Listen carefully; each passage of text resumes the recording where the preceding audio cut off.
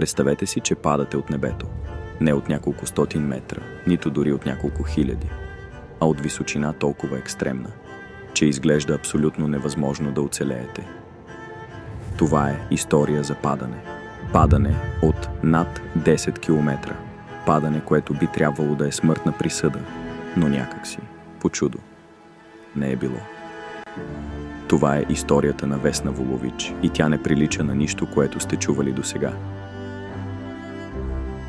История толкова удивителна, че противоречи на човешката логика и носи световен рекорд на Гинес. 26 януари 1972 година.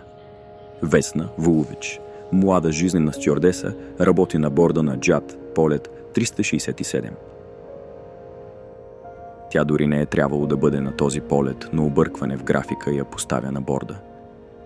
Самолетът Макдоналд Дъглас DC-9 лети на височина от около 10 000 метра над Чехословакия. Пътниците се настаняват, четат, разговарят, напълно несъзнаващи, че животът им е в сериозна опасност.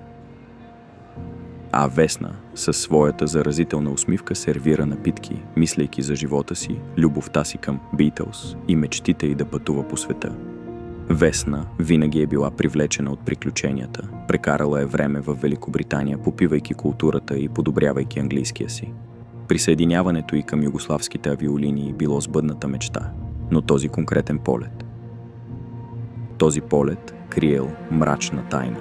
Скрито в багажното отделение, сгушено сред багаж и лични вещи, имало куфърче, а вътре в него бомба.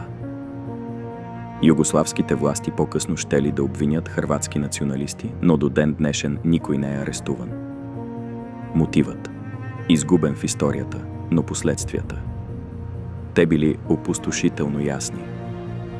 В 16 часа и 1 минута немислимото се случва. Оглушителна експлозия разкъсва самолета. Машината, някога символ на модерното пътуване, моментално се превръща в усукана, смачкана купчина метал и огън. Представете си хаос. Чистия ужас. Усещането, че подът изчезва под краката ви, а вие падате. Не просто падате от седалката си, вие падате от небето. Весна, обслужваща в задната част на кабината, е в капан, притисната от количка за храна. Тук историята прави обрат от трагична към абсолютно невероятна. Основната част на самолета се разпада, разпръсквайки отломки и тела на километри наоколо. Но опашната част, където Весна е в капан, остава относително непокътната. Тя започва дълго спираловидно спускане и както съдбата е отредила, не се разбива в твърда земя, а се забива в гъсто залесен, покрит с сняг склон, близо до малко село в тогавашна Чехословакия.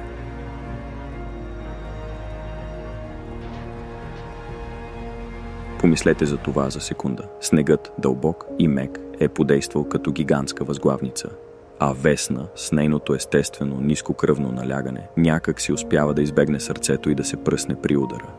Тези два фактора, в комбинация с факта, че е била в капан в относително защитената опашна част, създали идеалните условия за оцеляване. Местен дървар Бруно Хонке, бивш медик по време на Втората световна война, чува катастрофата. Той следва звука, пробивайки си път през гъстите дървета и дълбокия сняг. И там сред отломките чува нещо. Слаб писък. Той намира Весна, все още жива, но критично ранена. Използва старите си медицински познания, за да я поддържа жива, докато пристигне помощ.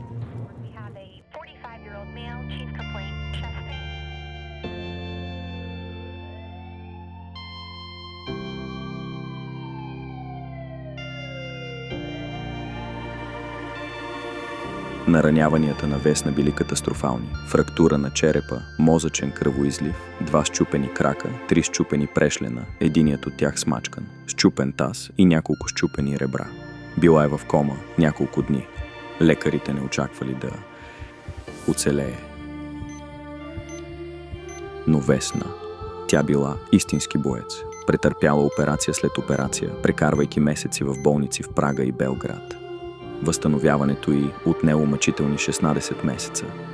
Въпреки че накрая прохожда отново, тя куца, а гръбнакът й остава трайно изкривен. Представете си болката, рехабилитацията и чистата решителност, необходима за преодоляване на такива опустошителни наранявания. Историята на Весна се превърнала в сензация. Тя била приветствана като герой, символ на издръжливост, получила отличие от югославския президент. Дори била написана песен за нея. Станала почетен гражданин на града, където самолетът й се е разбил. През 1985 година спечелила световен рекорд на Гинес за човек, оцелял след падане от най-голяма височина без парашут, връчен и от Пол Маккартни. Но историята не свършва с похвали и награди. Весна живяла с травмата от онзи ден до края на живота си. Борила се с вината на оцелелия, живеейки с малка пенсия, преследвана от спомените за онези, които не били такива късметливи. Дори била уволнена от работата си в авиокомпанията заради критики към правителството. Починала през 2016 година сама в апартамента си. И дори самата официална история е била поставена под въпрос. Някои конспиративни теории предполагат, че самолетът е бил свален, а не взривен. Макар експертите да отхвърлят тези твърдения, те добавят още една доза мистерия към вече невероятната история. Какво наистина се е случило в онзи ден? Може би никога няма да узнаем пълната истина. Нека историята на Весна Вулович ни напомня, че дори в най-трудните моменти силата на човешкия дух и вярата могат да ни помогнат да преодолеем трудностите. А вие, какво ви вдъхновява да не се предавате? Споделете мислите си в коментарите. И ако тази история ви е докоснала, харесайте видеото и се абонирайте за канала. До следващия път!